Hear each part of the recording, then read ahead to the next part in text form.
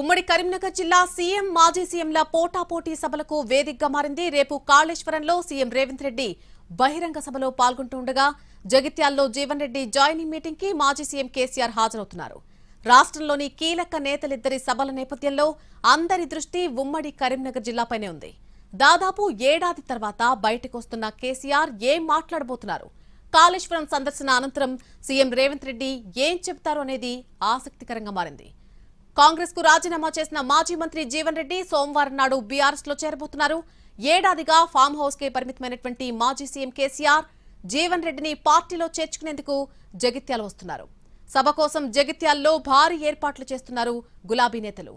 పేరుకు జీవన్ రెడ్డి చేరిక సభ అయినప్పటికీ కేసీఆర్ ఎంట్రీ కాబట్టి ఏర్పాట్లు కూడా అదే రేంజ్ లో ఉండేలాగా జాగ్రత్తలు తీసుకుంటున్నారు బీఆర్ఎస్ నేతలు.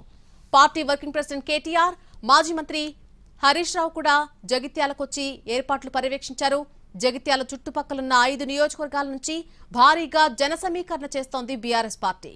జగిత్యాల సభలో కేసీఆర్ ఏం మాట్లాడబోతున్నారు అనేది ఆసక్తికరంగా మారింది. కాంగ్రెస్ ప్రభుత్వ విధానాలపైన, కాళేశ్వరం ప్రాజెక్టు గురించి ప్రసంగించే అవకాశాలున్నాయని చెబుతున్నారు బీఆర్ఎస్ నేతలు. ఇక కేసీఆర్ తన సహజ శైలిలో దాదాపు గంటన్నర సేపు ప్రసంగించే అవకాశాలు కూడా కనిపిస్తున్నాయని చెప్తున్నారు పార్టీ నేతలు.